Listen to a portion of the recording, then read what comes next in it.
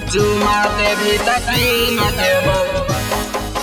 चुमा देवी तकी न देबो चुमा का दुई तलवा के presented by Rajaji Films। चुमा देवी तकी न देबो अगरा के घघरा देबो करे न हलावा मलावा के लावा के अगरा के घघरा देबो करे न हलावा मलावा के चुमा देवी तकी न देबो झुमा का दुई तलवा के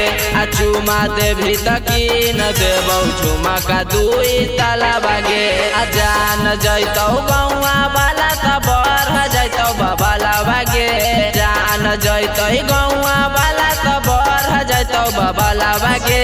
चुमा देवी तकी न देबो झुमा का दुई तलवा के चुमा देवी तकी न देबो झुमा का दुई तलवा के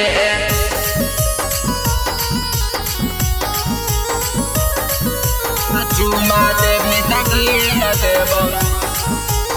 Music by Mukesh Bhojpuria। चुमा का दुई तलवा के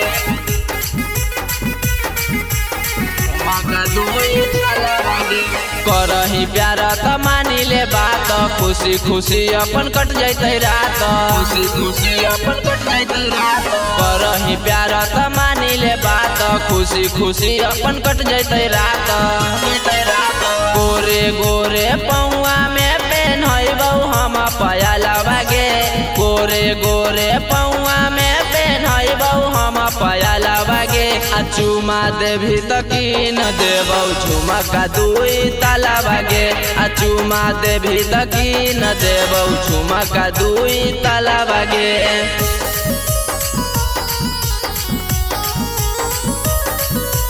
चुमा देवी तकी न देबो Music by Mukesh Bhojpuria। चुमा का दुई तलवा के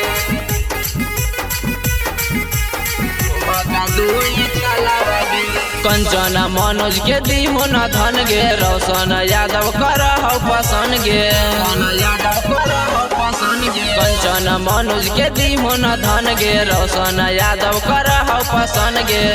पसंद के अखरी बतिया मान लेना करब तोरे कहलवा गे अखरी बतिया मान लेना करब तोरे कहलवा गे चुमा देवी तकी न देबौ झुमा का दुई तलवा गे